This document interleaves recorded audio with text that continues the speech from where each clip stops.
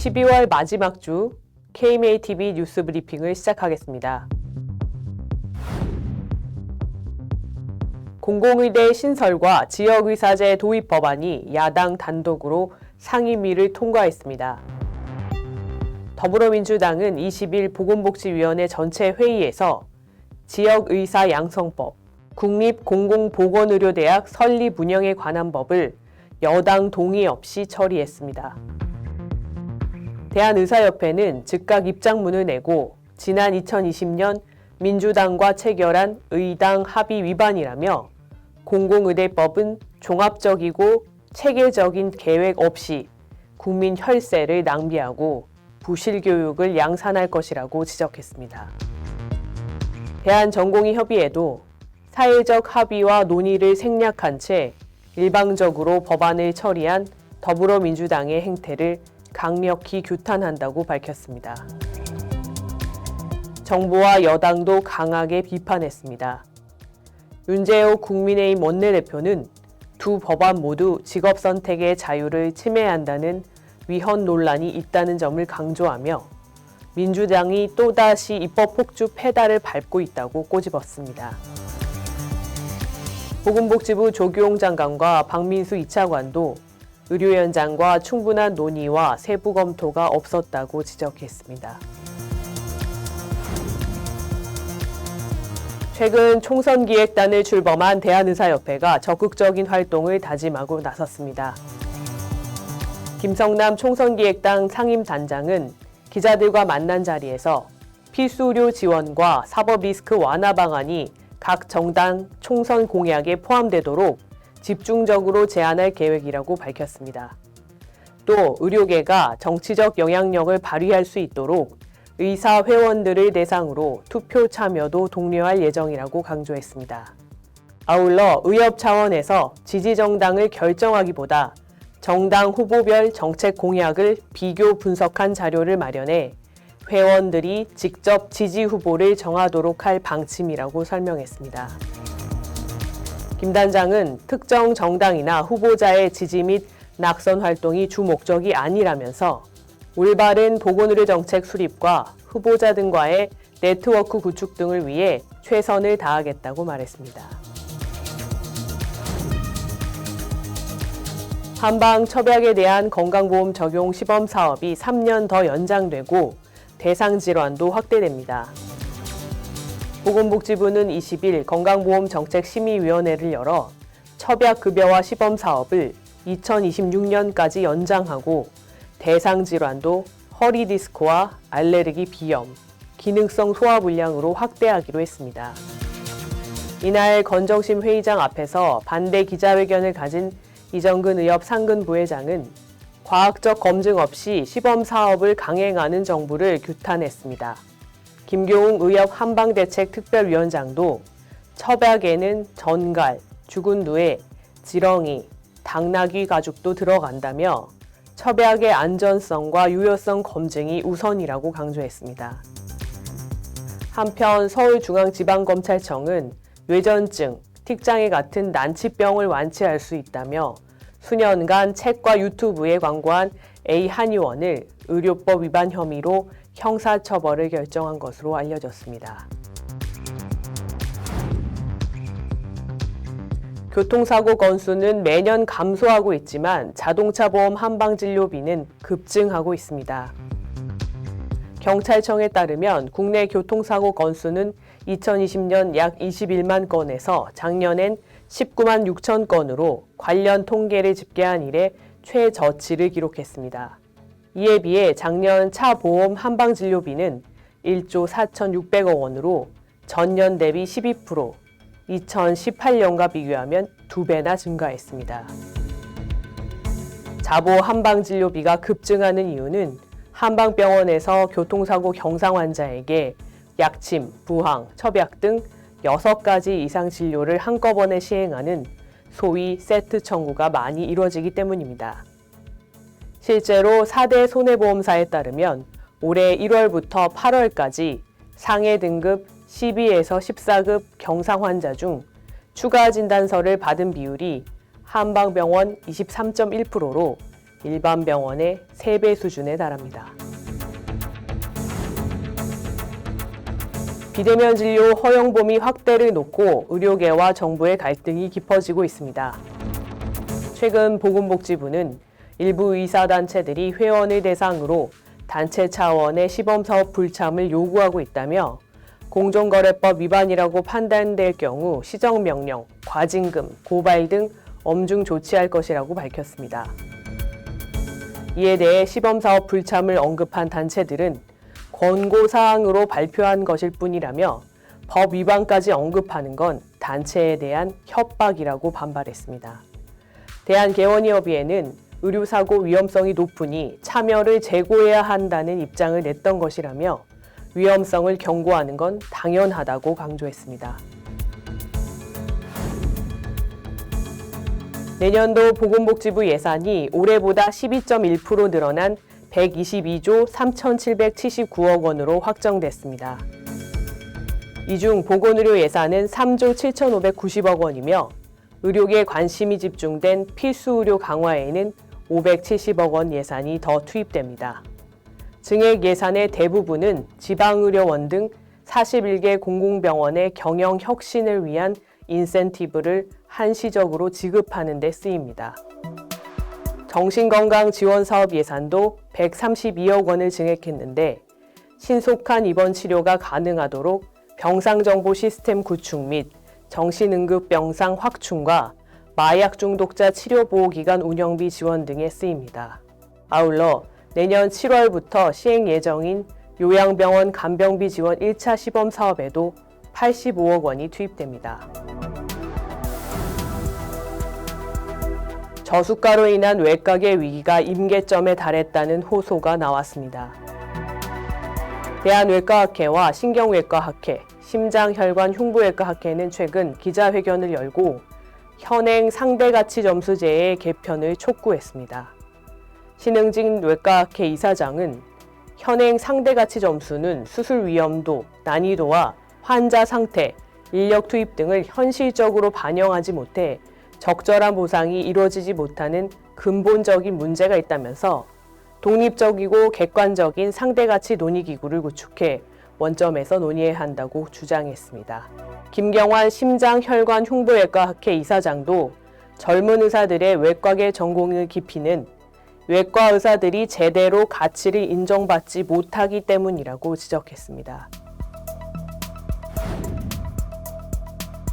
내년도 수가 인상분을 의료 행위별로 차등 적용하려던 정부가 의료계 반대로 방침을 철회했습니다. 애초 보건복지부는 내년도 수가 인상분 1.6%를 적용하면서 검체, 기능, 영상 쪽 환산지수를 동결하고 필수의료를 강화한다는 명목으로 수술과 처치 환산지수를 인상하려 했습니다. 하지만 대한의사협회는 긴급 기자회견을 열어 행위 유형 간 불균형을 조장해 심각한 왜곡 현상이 발생될 것이라며 필수의료 가사는 추가 재정 투입이 필수라고 반발했습니다. 지난 20일 건강보험정책심의위원회에서 해당 안건을 기습상정하려 하자 이상훈 의협 부회장은 본회의장을 박차고 나오며 항의하기도 했습니다. 의료 일원화에 대한 의료계와 한의계의 입장차가 여전히 평행선인 것으로 나타났습니다. 최근 한의사협회가 한의대 정원을 줄이고 그만큼 의대 정원을 늘리는 방안을 제안해 의료 일원화 논의가 재부상했는데요. 21일 열린 국회 토론회에서 대한의사협회는 의학교육을 일원화하고 한의사 제도를 폐지하는 방식으로 일원화가 진행돼야 한다는 입장을 밝혔습니다. 반면 한의사협회는 의료 일원화를 통해 배출된 의사를 통합의사라는 새로운 영역으로 인정해야 한다는 주장입니다. 정부는 직역 간 갈등을 해소하고 국민에게 더 나은 의료 서비스를 제공하는 방안 중 하나로 의료 일원화 의미가 있다는 원론적 입장을 유지했습니다. 올해 대학 입시에서 최상위권 대학 수시 합격자 중 상당수가 자연계열 대신 의예과를 선택한 것으로 보입니다. 한 입시전문학원에 따르면 서울대, 고려대, 연세대 수시 모집에서 자연계열 합격자 3,671명 가운데 32.4%가 등록을 하지 않았습니다. 서울대의 경우 첨단 융합학부는 전체 합격자 약 11%에 해당하는 14명이 등록하지 않았고, 연세대는 컴퓨터학과 합격자의 77%, 고려대는 기계공학부 합격자의 59%가 미등록했습니다. 학원 측은 미등록자 상당수가 의예과에 동시 합격해 빠져나간 것으로 분석된다면서 정부의 정책이 첨단 학과에 집중하고 있지만 의대 선호 현상은 여전한 것으로 보인다고 밝혔습니다. 이공계 기피와 의대 쏠림 현상 등에 대해 대한민국 의학한림원 왕규창 원장님과 이야기 나눠보겠습니다. 네, 원장님 귀한 발걸음 해주셔서 감사드립니다. 네, 감사합니다. 네, 원장님. 선진국에는 전문 학문 분야일수록 이를 망라하는 석학단체인 한림원이 있습니다. 대한민국 의학한림원 하면은 일반 국민분들에게는 조금 낯서실 수도 있을 것 같은데요. 그간의 주요 활동이나 간략한 소개를 좀 부탁드립니다. 네, 감사합니다. 네, 사실은 일반 국민들뿐 아니고 그 의사분들도 정확하게 모르시는 분들이 많죠. 아직 인지도가 좀 낮습니다. 대한의학회하고 의학한림원하고 같은 단체인 걸로 아시는 분들도 꽤 계시고요. 아직은 그런데요. 저희가 좀 더 활동도 하고 인지도를 높여야 하는 게 하나의 숙제입니다. 저희 대한민국 의학한림원은 2004년에 창립이 됐고요. 2008년에 사단법인이 되고 2015년에 국회에서 의료법에 정해진 법정단체화가 통과가 됐습니다. 그래서 이제는 법정단체가 됐죠. 그러니까 그 의사단체로서 의협이 그 역할을 하나 하고 있고, 그 다음에 또 하나의 역할을 의학한림원이 하고 있다, 이렇게 보시면 될 것 같고요. 저희가 하는 일은 되게 의학의 진흥, 선진화 이런 게 하나의 축이고요. 또 하나가 국민 건강 향상을 위한 그런 여러 가지 제언 이런 것들이 있고요. 실제로 활동이 조금 본격화되면서 그런 정부의 여러 기능에 있어서 자문 역할도 하고 있습니다. 지난해 이미 의학한림원 칼럼 기고를 통해서도 원장님께서 의사 인력 양성에 관한 정책에 대한 제언을 주신 바가 있습니다. 잘 읽어보았는데요. 최신의 우리 사회의 모습, 의사 수에 대한 그러한 국가적인 현상을 보며 가장 우려되시는 부분이 혹시 있으실까요? 네, 사실은 2020년도에 좀 큰 일이 있었고요. 그때도 느낀 바이지만은 의대 정원을 논함에 있어서 너무 좀 단편적인 주장을 하고 있다라는 게 매우 좀 걱정이 됐고요. 그다음에 주장을 보면은 좀 아전인수적인 그런 주장이 많아요. 또 특히 어떤 결론을 미리 정해놓고 거기에 맞는 근거만 갖다 이렇게 자기한테 편한 근거를 모아서 대는, 그게 좀 사회적인 이슈를 논함에 있어서 정말 이래도 되나 하는 걱정이 좀 들었습니다. 그래서 저희가 다소 늦었지만은 작년 늦은 봄부터 한희철 교수님이 좀 리더가 돼가지고 정말 의대 정원을 논함에 있어서 어떤 면을 좀 살펴봐야 하는지 그걸 열거도 해보고 좀 제대로 좀 논의를 하자, 이런 주장을 했는데요. 예상대로 반향이 그렇게 있지는 않았습니다. 근데 정말 걱정이 많이 되고요. 이런 부분은 좀 장기적인 이런 국가적인 사안이고, 또 이게 의사를 늘린다는 게 많은 의료 비용을 유발하는 그런 일이잖아요. 또 의사가 모자라면 그것도 문제고요. 그리고 의사들 양성하려면 시간이 또 필요하고요. 그래서 물론 불확실한 부분도 있지만 그럴수록 여러 가지 자료를 잘 검토를 하고 또 다른 나라의 예도 좀 참고를 하고, 그리고 그 사회의 여러 부분의 사람들 이야기도 듣고, 특히 전문가들이 제시하는 그런 과학적 근거를 좀 귀담아 들을 필요가 있는 것 같아요. 지금의 논의는 상당히 분절적이고 또 정치적인 이슈도 많죠. 물론 국회의원분들께서 이제 그 본인이 속해 있는 고장을 위해서 일을 하고 싶다는 뜻은 알겠지만 그것만이 중요한 건 아니지 않습니까? 근데 그런 쪽에 너무 편도되는 그런 주장들도 많이 있고 그래서 좀 걱정이 많이 됩니다. 네, 그 의사 수를 논의함에 있어서 사실은 그런 학문적인 근거를 가지고 과학적으로 좀 그 고려가 되었으면 하는 부분을 이미 작년부터 이제 고민하셨다는 네. 부분이 좀 마음에 와닿고요. 정말로 저희가 그 과학적인 근거를 갖춘다는 부분은 사회적인 비용의 낭비를 막고 그다음에 네. 시행착오나 실패를 최소화하기 위해서 어떻게 보면 인류가 발달시켜온 그런 절차라고 볼 수가 있는데 그런 것들이 지금 많이 좀 부재한 것 같아서 걱정스러운 것 같습니다. 그 의학 한림원 외에도 과학기술 한림원이나 네. 공학 한림원 이 네. 국내에도 있다고 알고 있는데요. 이 자연계 전체적인 과학 교육이나 이공계 교육과 관련해서도 이 전문가 양성의 미래에 대한 걱정도 커지는 것 같습니다. 당장에 서울대학교 이공계 대학원이 미달이라거나 아니면 N수생이 폭증한다거나 하는 것들이 기사로도 다뤄졌는데요. 이러한 상황은 어떻게 보시는지요? 글쎄요, 특히 그게 저는 좀 이해가 안 가는데요. 그 교육부에서 각 의대에 의대 정원을 확장하게 되면 몇 명을 더 뽑을 거냐라는 그런 설문조사를 했어요. 그래서 그게 여과되지 않고 바로 언론에 공개되고 뭐 이런 것 같은데 그 숫자가 꽤 큽니다.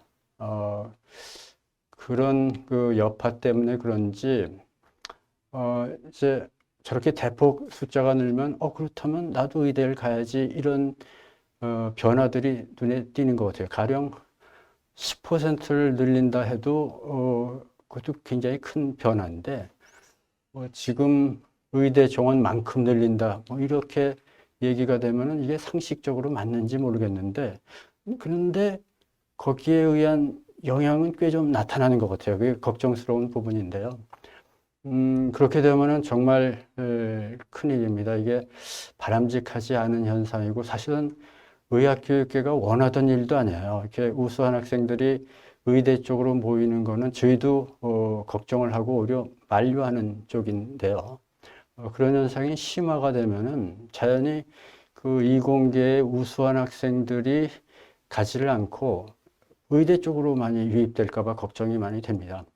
사실은 저희가 과학기술 한림원이나 공학 한림원에도 그 의견을 여쭤보고는 있는데요. 아직은 이제 그 분야에서는 좀 실감은 덜 하시는 것 같아요. 그리고 과거 그 의학전문대학원 때 그때도 이제 이공계에 미치는 영향이 꽤 커서 걱정을 많이 했는데 의외로 그분들은 좀 그 말씀을 아끼시는 편이시더라고요. 워낙에 어떻게 보면 좀 첨예한 문제라서 쉽게 언급하기가 좀 어려워서 그러신지 지금도 현재 상황은 좀 그런 쪽이 아닌가 생각이 됩니다. 근데 이 부분은 이공계에서도 면밀히 좀 잘 봐주셔야 하는 그런 사안이라고 생각합니다. 네, 이제 지난번 저희가 인사이드에서 인터뷰에서도 이제 신찬수 이사장님 나오셔서 말씀 주셨었는데 이게 국민 여론이 원하니까 외에는 다른 어떠한 근거도 없는 상황이다 이렇게 말씀을 주셨었고 이전에 대한의학회 정지태 회장님도 그런 말씀을 주셨었는데요. 이게 그 의료계에서 또는 이제 의사들이 원하는 후배 의사로서의 원하는 그 의대생으로 들어오는 친구들이 정말 이 의사라는 직업을 잘 알고 고민을 한 다음에 이렇게 오려고 하는 것인지, 그리고 오히려 이런 IT나 AI나 이러한 이제 새로운 그 정말 그 영역에 발달되어야 되는 영역에 더 적성이 있고 능력이 있는 친구들이 환자를 돌보는 영역으로 다 몰려드는 게 정말 맞는 것인가 이런 고민을 하게 되는 것 같습니다. 안 그래도 최근 한림원에서도 인공지능 또 그 AI의 의학 연구 영역 확산에 따른 연구 윤리에 대한 공청회도 진행을 하셨는데요. 멀티모달 AI 등장으로 급속하게 이게 촉진되는 AI 시대의 의료와 의학 교육, 의사 인력과 관련해서 이제 비전과 고견을 여쭙니다. 네. 이제 그 AI는 뭐 어떤 분야를 가리지 않고 전반적으로 다 스며들어왔죠. 뭐 일상생활에도 들어와 있고 학문 세계는 물론이고요. 그건 뭐 어쩔 수 없는 흐름이라고 생각합니다. 제 생각에는 뭐 의료건, 의학교육이건, 연구건, 모두 이제 거기에 대한 그 수용 체계를 만들어야지 AI를 쓰느냐 마느냐 하는 그런 단계는 아닌 것 같고요. 당연히 이제 그 AI는 편리한 부분도 있고 조심스러운 부분도 있고 그런 부분인데요. 저는 한 두 가지 정도는 이제 뚜렷이 중심을 잡고 가야 할 것 같아요. 뭐 아마 대개 다 동의를 하실 건데요. 아무리 AI가 유용하다 하더라도 결국은 사람이 중심이 돼야 한다라는 거죠. 과거에 뭐 러다이트 운동이라든가 이런 그 기계화에 대한 우려 이런 게 다 결국은 그렇게 큰 문제는 아니었는데 너무 걱정을 했다 이런 것처럼 AI도 아마 그렇게 가지 않을까 그런 생각은 하는데 물론 그 변화의 과정에서 충격을 받는 사람이 있고 반대로 좀 혜택을 받는 사람도 있고 그렇겠죠. 그게 하나의 뭐 사회적인 그런 그 혼란이라고 볼 수도 있겠지만 결국은 사람이 중심이 된다는 거는 변화하지 않을 것 같아요. 그러니까 AI가 어떤 결과물을 냈어도 그 책임은 사람이 져야 하는 거고요. 또 사람을 위해서 AI가 있는 거고요. 그거는 어쩔 수 없는 거라고 생각합니다.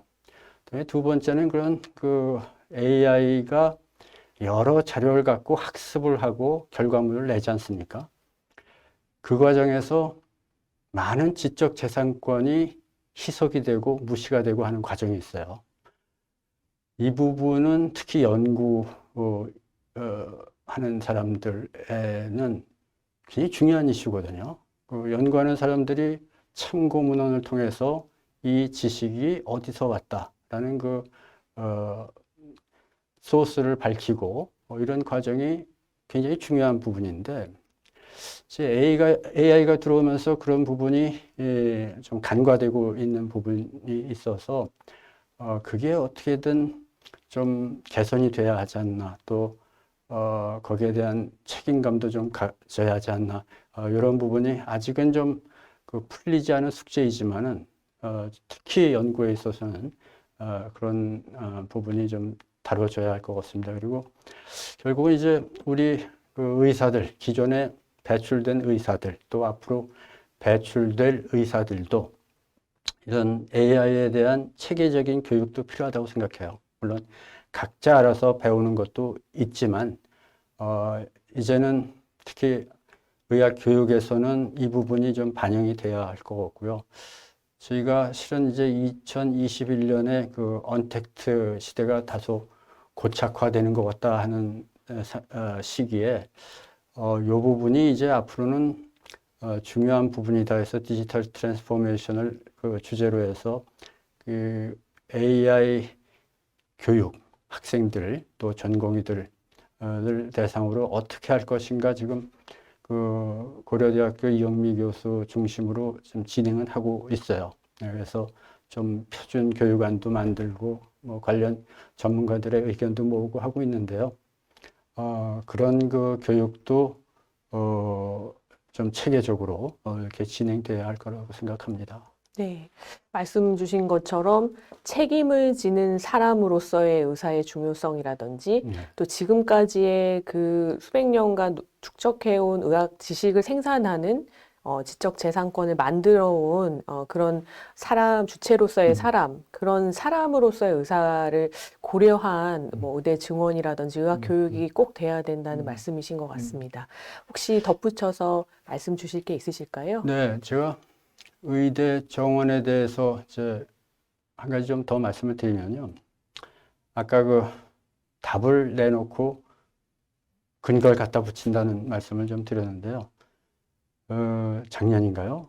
필수 의료 문제가 대두가 됐었죠. 그 서울 대형병원의 그 간호사 문제 때문에. 저는 그 뉴스를 볼 때, 아, 저거 분명히 의대 정원에 갖다 붙일 거다. 이런 생각을 했어요. 사실은 필수 의료나 공공의료가 의대 정원하고 직접적인 관계는 사실은 약합니다. 이 어떻게 보면 아무리 많은 사람이 양산이 돼도 거기에 진입할 수 있는 그 유인 요소가 없으면은 안 가거든요. 딴 데가 더 좋은 데가 있는데 왜 여러 가지 나쁜 요소들이 모인 데를 일부러 찾아가는 경우는 굉장히 드물죠. 그런데 역시 예상대로 바로 먼저 나오는 얘기가 그 필수 의료를 살리기 위해서 여러 가지 정책, 수가라든가 또는 뭐 형사처벌이라든가 이런 문제가 나오는 게 아니고 바로 의대 얘기가 나오더군요. 그래서 아, 역시 이렇구나. 상당히 좀 논의가 피상적으로 가고 있구나. 그런 생각이 들었고요. 사실은 이 시점에서 그 의대 정원에 대해서 가장 강력한 근거는 인구의 변화예요. 그러니까 우리나라가 아주 그 전형적인 항아리 구조로 인구 구조가 돼 있죠. 그러니까 또 얘기하는 베이비붐 세대가 이제 65세를 지나가면서 고령층으로 들어가고 있거든요. 그 사람들이 대개 한 15년, 20년 동안은 그 의료 수요를 많이 발생을 합니다. 그러니까 향후 눈에 띄는 인구 증가는 없어도 그분들이 고령층에 접어들면서 의료의 수요는 좀 늘 거라고 생각을 해요. 그러니까 거기에 맞춰서 미리 준비를 해서 몇 %를 늘린다. 그 박은철 교수님 의견은 되게 과거 이제 자료 이렇게 분석을 했을 때 한 몇백 명 수준, 뭐 많으면 500명, 대개 한 300명 근처 이렇게 생각을 하시는 것 같아요. 저희 포럼 때 이렇게 말씀하셨는데 상당히 설득력이 있습니다. 그리고 이제 시간이 지나면은 그분들이 이제 80대, 90대 되면서 그 노령층에 들어가는 인구도 줄어요. 그리고 인구 전체도 줍니다. 근데 그렇게 되면은 의사를 줄여야 합니다. 뭐 늘어난 거 그냥 놔두면 어떠냐? 그렇지는 않아요. 왜냐하면 의료비가 더 많이 나가기 때문에 그런 거죠. 그래서 일시적으로 늘렸다가 그 시기가 되면 줄여야 한다. 그게 상당히 그 근거가 있는 그 설명이에요. 그런데 그런 부분은 지금 얘기가 거의 안 되고 있는 것 같아요. 정작 근거가 있고 눈에 빤히 보이는 거는 별로 얘기가 안 나오고 상당히 거리가 있는 필수 의료, 공공의료 이런 것들, 그런 것들이 주로 이유가 된다는 것 자체가 저는 뭔가 많이 빠져 있다. 이게 좀 잘못되고 있다. 그런 생각이 좀 들어서 지금부터라도 좀 올바른 근거에 의한 그런 논의가 됐으면 하는 희망입니다. 네. 의사 증원, 의사수를 만들어가는 과정에 있어서 모든 그 전문가분들께서 이렇게 사회의 변화라든지 인구 구조, 미래를 예측하면서 정원을 결정하는 거버넌스가 있어야 되겠다를 한 목소리로 말씀해 주시고 있는 것 같습니다. 저희가 그 석학분들의 말씀이 단순히 어떤 뭐 교과서 속의 말씀이 아니라 삶을 살아가면서 이렇게 금과 옥조로 좀 받아들여서 시행착오를 줄일 수 있는 그런 지혜로 활용되었으면 하는 마음입니다. 오늘 중요하고 귀한 말씀 감사드립니다. 네, 감사합니다. 이것으로 뉴스 브리핑을 마치겠습니다. 감사합니다.